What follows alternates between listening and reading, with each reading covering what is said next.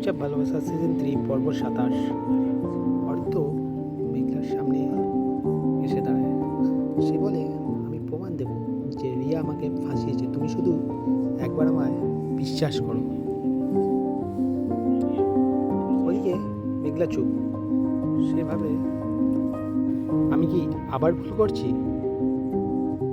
ওদিকে রিয়া ঋষির সঙ্গে দেখা করতে যায়।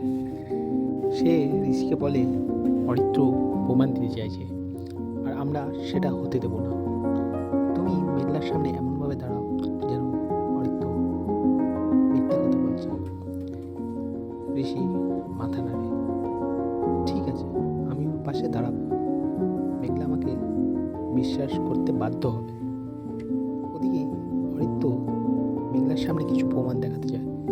ঠিক তখনই রিয়া এসে বলে, ও তোমাকে আবার ফাঁসাচ্ছে, ওর কথা বিশ্বাস করো না। ঋষি মেঘলার পাশে দাঁড়িয়ে বলে, আমি তো আগেই বলেছিলাম অরিত্র তোমাকে ডিজার্ভ করে না, তুমি আমার কথা বিশ্বাস করো। মেঘলা কিছু বুঝতে পারে না, কি যে হচ্ছে না কিছু বুঝতে পারছে। ওদিকে অরিত্র এত কিছু ভেবে হতাশ হয়ে যায় যে মেঘলা তার কথাটা একবারও শুনছে না।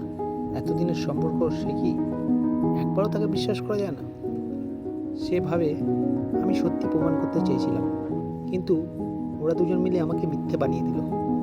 আমি জানি আমি নির্দোষ, কিন্তু আমি জানি না মেঘলা আমাকে বিশ্বাস করবে কিনা। আমি এবার লড়ব, আর যে সামনে আসবে তার সঙ্গেই যুদ্ধ হবে। আর আমি আমার সত্যি প্রমাণ না করে একদম যাব না, আর এক ভিটে জমিও ছাড়বো না। ওদিকে রিয়া অরিত্র আর মেঘলাকে দেখে ভাবছে, আমি ওদের মধ্যে ভাঙন তৈরি করে দিয়েছি, আমি ওকে হারাতে দেব না। আর ঋষি ভাবছে, আমি মেঘলাকে নিজের করে নেব।